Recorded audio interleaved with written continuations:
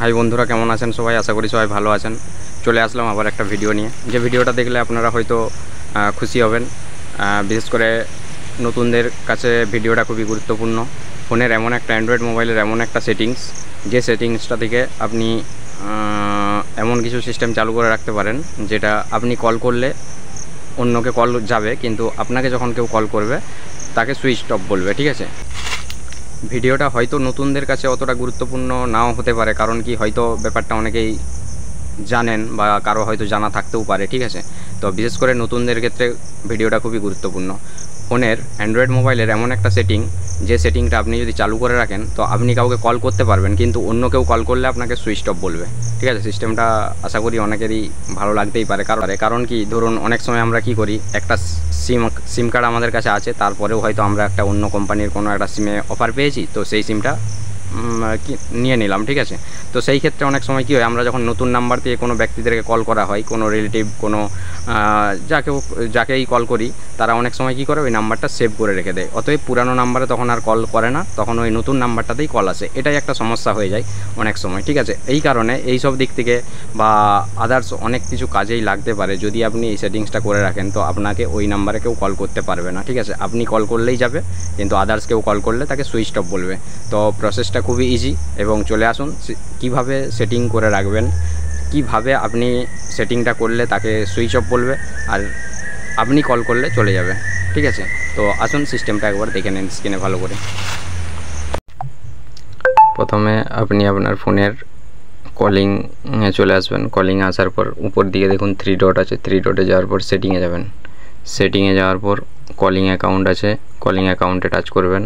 তারপরে উপরে 1 নম্বর 2 নম্বর সিলেক্ট করবেন, যে কোনো এক জায়গাতে টাচ করবেন। ঠিক আছে, আমি এখন এয়ারটেলটা দিকেই দেখাচ্ছি, এয়ারটেলে টাচ করবেন।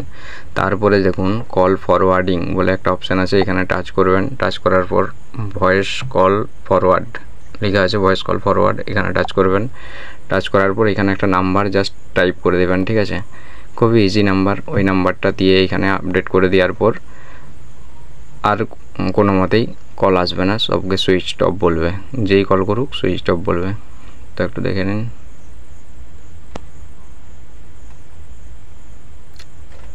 সিস্টেমটা খুব সুন্দর।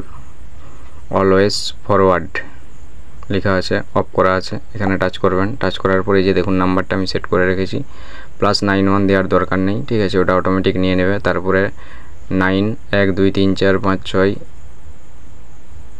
7 8 9, প্রথমে 91 এটা দিয়ে দেবেন। ঠিক আছে, +91টা দেওয়ার দরকার নেই।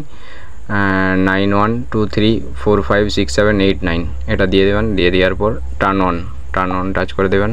কল সেটিং আপডেটিং সেটিং দেখাচ্ছে, এটা হয়ে যাওয়ার পর আপনার কাজ কমপ্লিট। যে হয়ে গেছে দেখুন, এখানে লেখা আছে ফরওয়ার্ডিং অল কল টু এই নাম্বার। এবার আপনাকে কেউ কল করলে সুইচ অফ বলবে।